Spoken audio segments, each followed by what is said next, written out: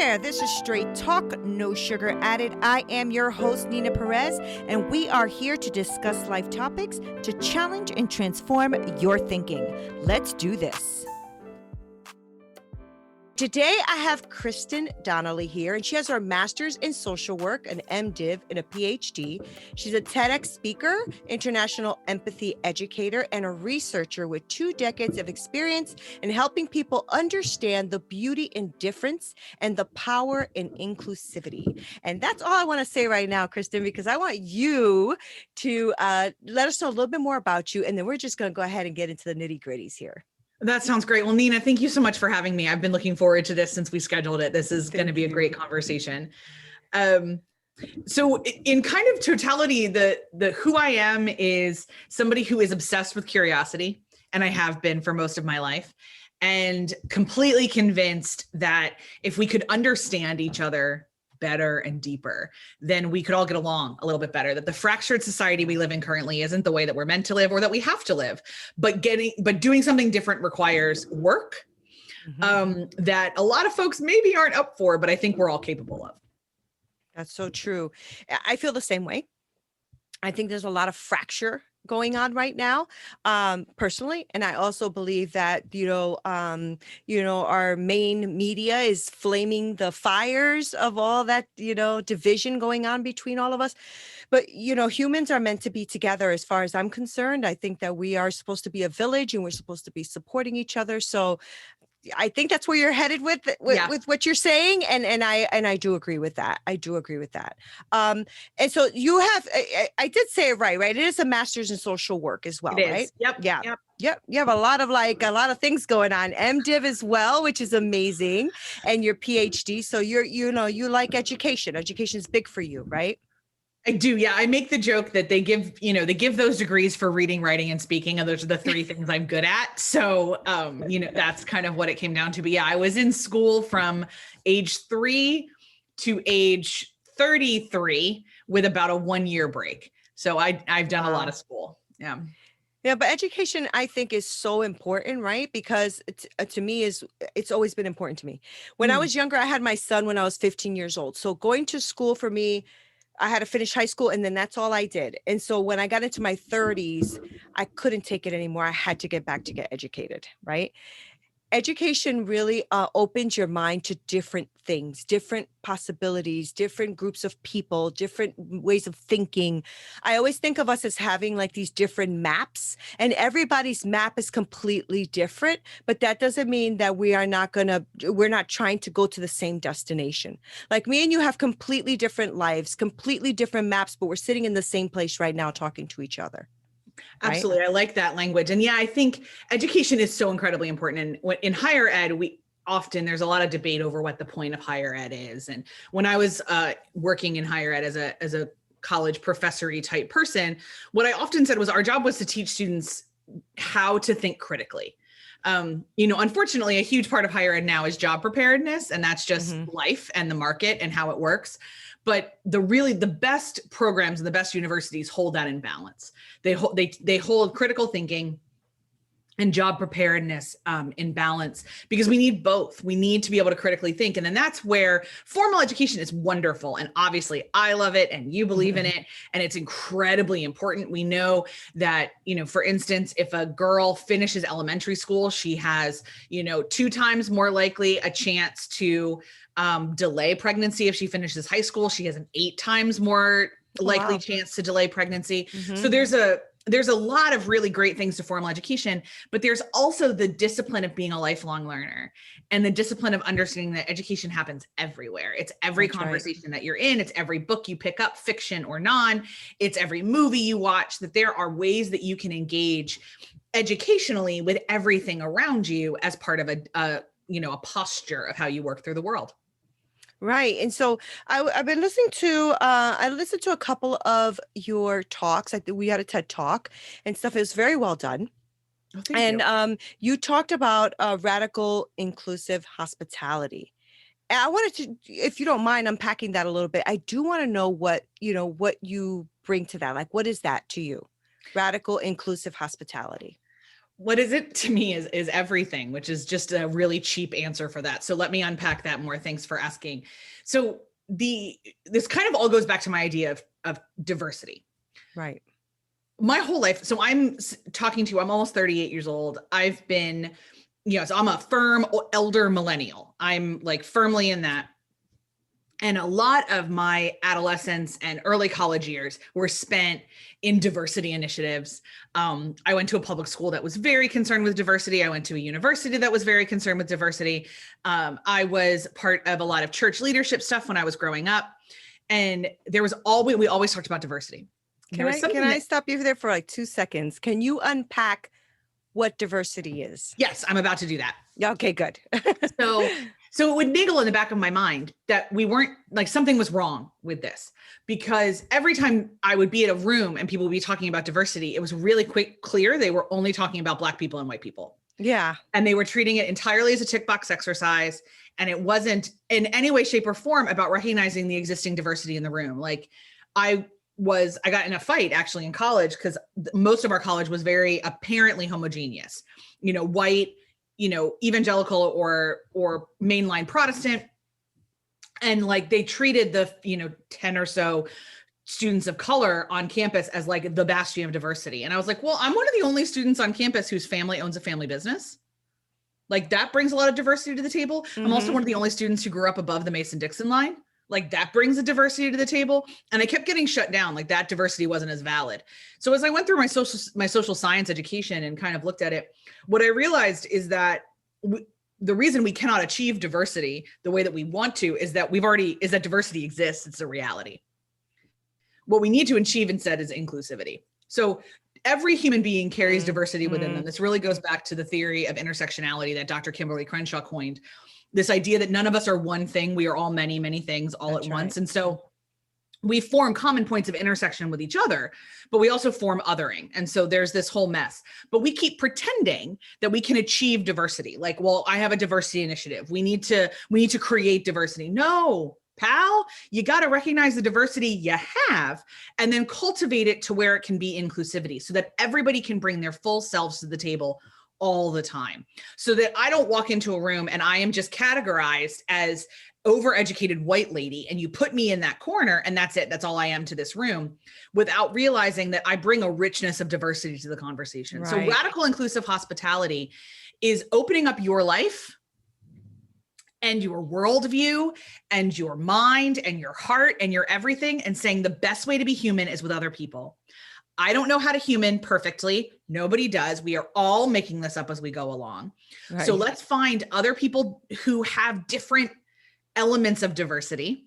Let's get to know them. Let's listen to them. Let's ask questions. Let's dig into what makes us both different and the same. And let's do life together. And that is radical inclusive hospitality. Right. That's really good. So let me just say what I think you're saying, right? Is that you are actually bringing the actual whole person into the picture and not just what the color will represent or your idea of what that color would represent. If you're saying diversity is about color, right? Correct. And we got to move beyond it even being about color, but like, so diversity is about, there's ability and there's reproductive choices and there's socioeconomic status and there's all of those things. Like there's so many times I'm in a room full of women and I'm the only one who doesn't have kids. Right. And yet we'll pretend that room isn't diverse because it's a room full of white women. Right. Right. No, there's a lot of diversity in this room. Right. There's diversity of opinion. There's diversity of life experience. I so agree. But like, is that room a safe place for me to be a not mom? Right. Oh, that's good. How many times have I been in women's networking things where the assumption is that everyone in the room is a mom? Right. And that others me really strongly. Right. Wow, that's really good. It's that constant exploration of, okay, what are we not allowing at the table? In what ways have I possibly ostracized this intersection? Does this joke that I tell all the time actually tell someone I don't value them? Right. Where are my blind spots? Where do I need to human better? It's a posture. It's a constant, like I tell people all the time, practicing radical inclusive hospitality is really, really simple. It's hard and it's a discipline and it's something you have to learn and unlearn and relearn and do, but it's really simple. You just have to listen to people. Right. Now, did you coin that term? I never heard that before. Radical hospitality, I definitely didn't. It's a Christian practice for sure. I've never heard anybody else say radical inclusive hospitality, but that doesn't mean Yeah, no I've one never else heard ever that. has. Okay. But I used it in both. The video that you got to watch was part of my virtual showcase from the Big Talk Academy. My TEDx talk is not currently live as you and I are talking, but I spend a lot more time in my TEDx unpacking that phrase and understanding what it is. And yeah, I mean, I might be the first person. I hope I'm not. I don't think I am, but I hope I'm not the only one having this conversation. Yeah, I don't know if you are the only one having this conversation, Kristen, but what I'm realizing is that people are being more and more afraid of having a conversation. Yeah. Right. So these conversations don't normally happen, and therefore we don't get to the point of having that radical inclusive hospitality, because gosh forbid you say something wrong. Right. You know, and that's part of this is normalizing changing your mind, saying I was wrong, and holding everybody in a little bit of grace. I frequently say absolutely nobody changes their worldview through shame or statistics. Yep. Nobody. You might change a behavior in the moment because you're ashamed or a statistic told you to, but you don't change your worldview or your human practice. You change your human practice through stories and relationships. So the more fractured we are as a society and the less stories and relationships that you experience, which is why I love things like online fandom or Clubhouse apps or things like that, where it breaks down some of the barriers between different groups of folks, and you can have some more kind of honest conversations, potentially, because you're not making eye contact, which is a real harsh thing sometimes. But yeah, we have to. I'm very, very, very blessed that my social work training gave me a leg up in a lot of this, in how to sit with people you disagree with, how to serve people you believe are, screwing up their life, how to kind of be with humans of all different stripes and varieties. But it's not like an exclusive social work skill. Like it's not something only we can do. Right. It's just what we get paid to do. Right. And, I mean, I hear that completely. And I think that, most of us do have biases that we already come into, any room or any role with. Right. But we have to, and I agree with you about, just like, the eye contact can be intimidating and stuff, but it's also very important for us to listen to the voice of the other person. Like, I'm wondering, because you are a white woman, right? Is it an automatic, let me push back on this with her because she doesn't understand, what it is to be diverse. Do you get that bit of a pushback? Yeah. Oh, for sure. To which I say, okay, cool. Here are my intersections. Like, no, I have absolutely no idea what it's like to be a person of color. No. And I would never, ever, ever say that I do. I definitely try to empathize and everything else, but here are the other intersections. I'm fat. And there's a lot of places in this country and this planet that I physically and emotionally don't fit in. I am a woman who was raised in the church who does not have children. That is an ostracization that is not irrelevant. Here are all of the other things that are me. Right. And so, no, I don't have my privilege in race is significant. And that's actually one of the reasons that my business partner and I, who are both white, middle-class educated ladies, cisgendered, heterosexual, female, very feminine presenting women, is because a lot of the intersections that people have a lot of trouble talking about right now are intersections that we do not have any skin in the game around. And we don't have it personally. And we don't have to do the emotional labor that often comes. It's different for me to stand up in front of a room of white people and talk about whiteness. It just is. It's something that it can create spaces that some other folks maybe can't create, but we do get that. We get, how can you possibly be having this conversation? To which we say, like, if it's somebody who's actively looking to engage in dialogue, we'll be like, okay, well, where do you think we're letting the side down here? Where can we learn more? How can we expand our understanding? But I'll be completely honest, most of that feedback we've gotten to this point which I'm saying this like only, you know, a couple months into us being very vocally having these conversations, it's a lot of people who are just really hurt and angry. Yeah. And they're looking for places to be hurt and angry. And our response to hurt and anger is listening and unpacking and saying, hey, we'll sit with you however long this is. You know, there's a lot of people that we really respect in a lot of different intersections that we go to a lot. And we're like, hey, I don't know anything about this. Like a great example is after the terrorist shooting in Atlanta. We realized that we didn't really understand the Asian American experience, even academically. Like it was a pocket we missed. So we went to a friend of ours who does work in multiculturalism and is married to a Cambodian refugee and is in these conversations a lot. And we said, Cheryl, where do we start? Like, I know nothing. Where do we start? And she pointed us to a 6-part PBS documentary on Asian America that was incredible. And the two of us were watching it via, you know, Slack with each other because she's in Pittsburgh and I'm in Philly. And we're like, oh my God, I had no idea. Why wasn't I taught this? Why didn't I know this? Oh, I have to unlearn what I thought about America and relearn it from someone else's perspective. And we hope that by carrying that posture of humility, which is always, we know we don't know everything, but here are the things we do know. Right. And how can we leverage our privilege for the power of others, which is really what we're trying to do. When we approach things from an attitude of service and humility, people have generally received that, but we're very aware of it. I mean, yeah, we're two white ladies talking about diversity. We're not blind to that. That's awkward. But we're going to be the people that call it out first, because we're just going to say like, this is who we are. And this is the conversation we feel really called to have.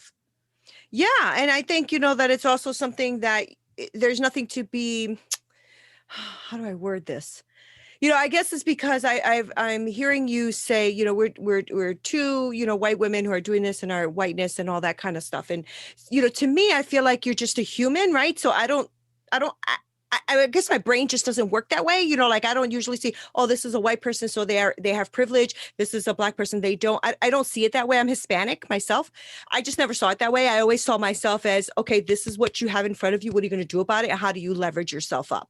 Right. So very real. Mm-hmm. Yeah. Yeah. So that's just how I see it. Right. So I have friends from every culture. Right. So white, black, Asian. I got all kinds of friends and I love it. Freaking love it. And I'm learning a lot. And so, you know, I've had a couple of my white girlfriends, just because we're talking about whiteness right now, whatever, you know, who have said, you know, oh yeah, because of my whiteness, I have to stop them because I can't like, I just doesn't, my brain just doesn't work that way. Right. I feel like you are doing the work because you want to, right. And you're bringing up these conversations because they're important.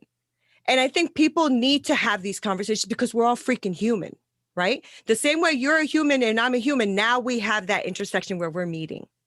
For sure. Right? I think the issue is that the race is a system. Right. That holds up the world in a very specific way. And it's entirely socially constructed. It has no basis in biology. Right. It's just a thing we've decided. And so because of that, whiteness is a thing that matters. Like, because unfortunately, a whole lot of other people who aren't us have created a world in which we're told it has to matter. And so I think there's a balance here between like, yeah, I don't really care what your melanin level is in order for me to interact with you. But I also want to hold in tension and in memory all the time that I am not the only person you interact with. And that there may be a whole lot of other people in your life who have both overtly and covertly reacted to you very specifically based on your skin tone. And that this system is, in the United States, for instance, there has always been some group that is denied housing rights based on the color of their skin. Always. That's a reality. And so we have to hold that, as much as the human to human interaction might not need to be colored by it. Right. I like also holding it. And I mean, one of the reasons I say my whiteness a lot is that we have to have a conversation about whiteness versus white supremacy and kind of all that other stuff. And that's our conversation right here. Yeah. But like, we have to get more comfortable as white folks, not pretending that we are the default. Oh, I see. And pretending we don't have a race. we do. Our race Right. is white. And Right. so what that kind of looks like, and that's why I bring that to the table a lot. And because I completely agree with you that it doesn't necessarily color, pun unintended, I promise, our person-to-person interaction. Yeah. Yeah. But man, have I been in rooms where it does. Yeah. Sure, No, you I have see too. that. And so, yeah. Yeah. I see what you're saying. Yeah, I see that. And I think, it can go both ways. I was actually born and raised in the projects, right? So I was born and raised in the projects. It was mainly Hispanic and Blacks. I did have white friends there as well, right? But mainly Hispanic and Blacks. And it can kind of go the other way too, right? They see you and automatically have an instant reaction to what you're saying. And I see what you're saying, that some worldviews already like that, and you're trying to understand that better, right? Yeah. Got it. I just figure everybody comes with their own sets of baggage, opinions, worldviews, and whatever. And one of the gifts that I've been given, and I go back to my social work training, but this is very true, is to see the innate dignity and worth in every human being. That's right. So when I start from that place in my own self, in my own energy, in my own worldview, even the most awkward conversations get a little bit easier, because I can try to listen past the emotions. I can try to okay, cool, I hear what you're saying. And I sit with that and I receive that. Here's another way to look at it if you're interested. If not, it's been lovely talking with you, and there you go. Yeah. But this is why I hate the word tolerance, and I hate the concept of tolerance, because what tolerance does is it flattens all of this. And it essentially just says, I don't have to interact with you. I know who you are based on 1 to 3 criteria and a whole lot of other assumptions. You are alive because I'm not allowed to kill you. And that's about it.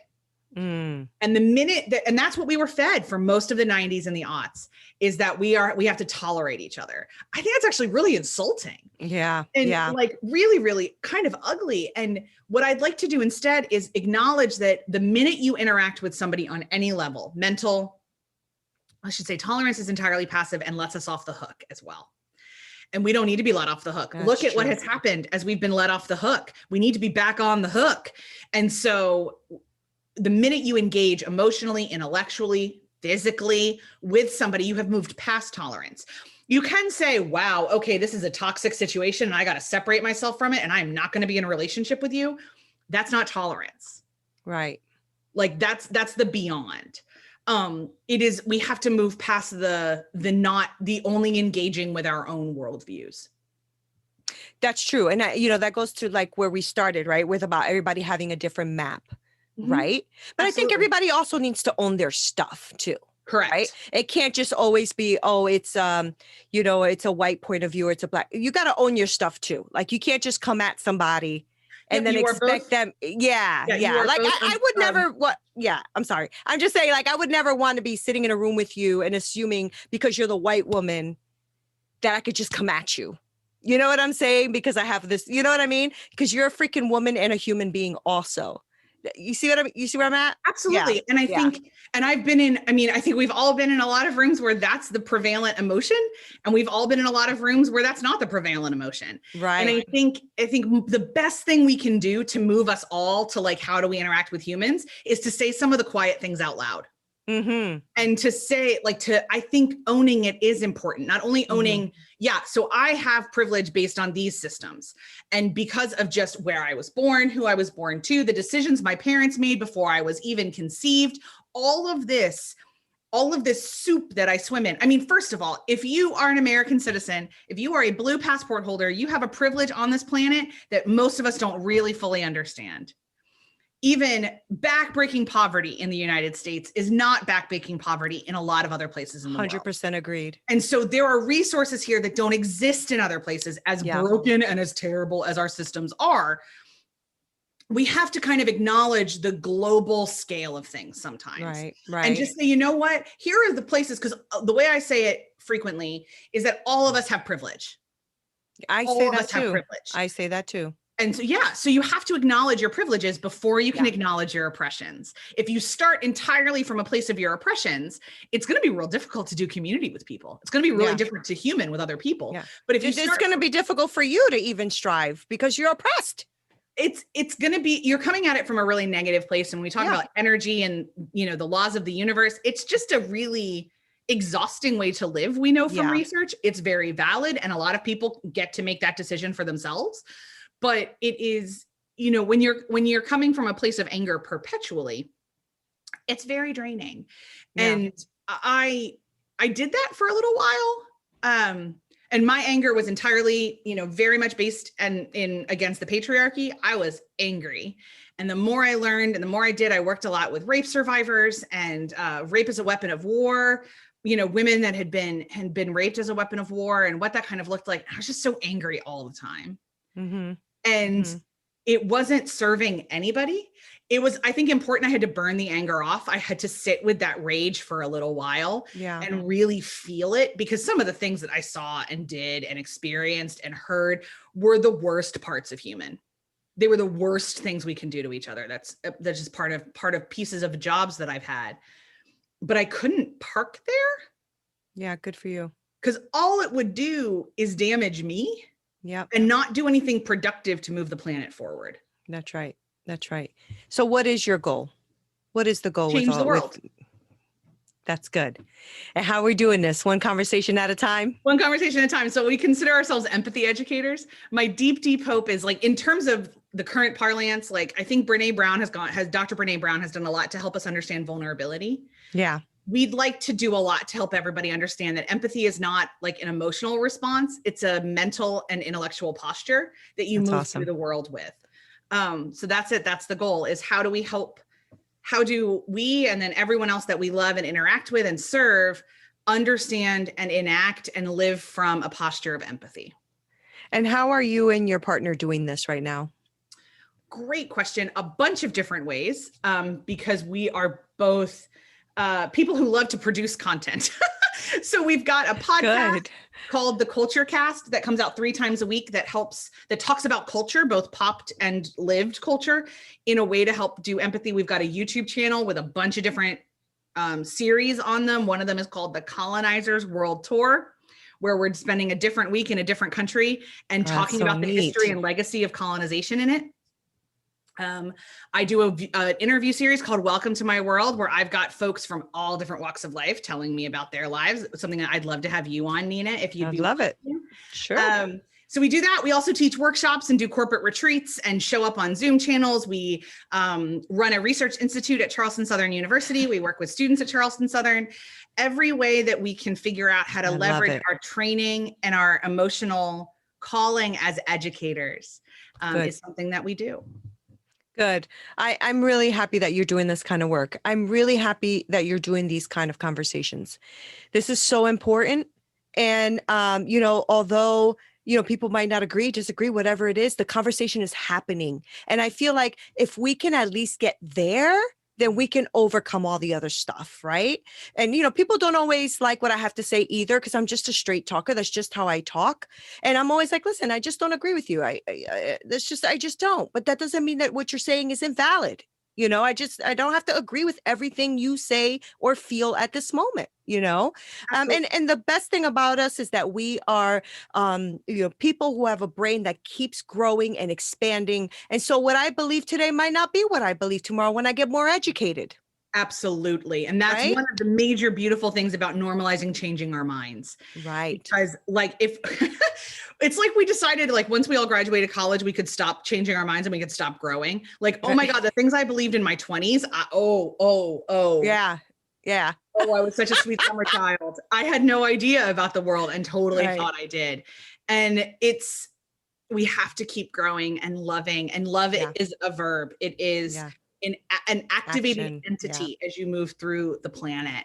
So I love what you're doing. I totally believe in straight talk. I think that's the only way we can do it. The only way. Because we've often mixed up honesty with cruelty in a way. And that's not. Yeah. Speaking your truth is not necessarily a cruel thing. It's not invalidating somebody else. It's simply saying, this is my worldview and I want to be honest about it so that we can disclose that and move forward in our relationship. Yeah. It's been a very hard time this last year. People are very visceral to their reaction towards you. It's like the second you say something they don't agree, it's a visceral reaction. And I'm like, we're having a conversation. There's no need for like this, your whole posture is changing here. Let's just talk. I want to hear what you have to say. So I think what you're doing is important work and I love it. And I'm going to make sure that I follow on everything because I really like you. Well, the feeling is mutual, man. I really So do.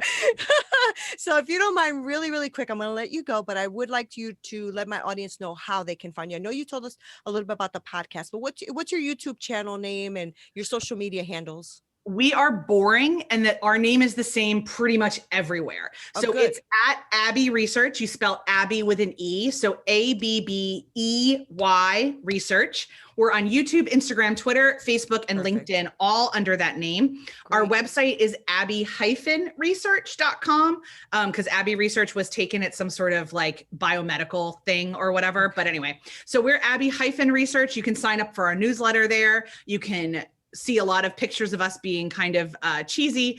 But the best way to get a hold of us is to comment on YouTube or DM us on any of those platforms and we'll get back to you.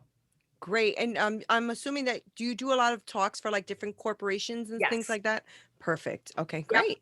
Yep. This We love was showing up awesome. to your organization via Zoom or in person. We are in the after times after all, and helping you and yours wrestle through what it means to be empathetic. That is fantastic. Thank you so much for being here with me.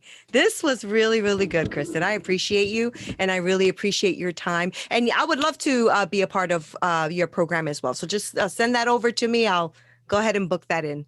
Can't wait. Thank you so much. You are amazing. And guys, you heard it here. So make sure that you follow Abbey Research on all the media platforms and make sure that you reach out, DM them, ask them questions, also sign up for the newsletter. I think that this conversation is needed and overdue. So make sure that you are a part of this conversation with us. This is Neena Perez. This is Straight Talk, no sugar added. Don't forget to subscribe to this channel and make sure that you share away because I think something this important is really important to share and to have people's mind open up to different conversations. Until next time.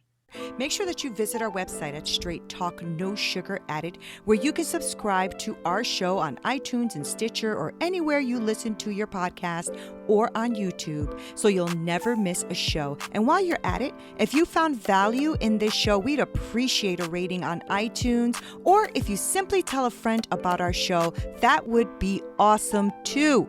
If you like this show, you might want to check out our book as well. It's Hit Me With Your Best Shot, How I Overcame a Hard-Hitting Life.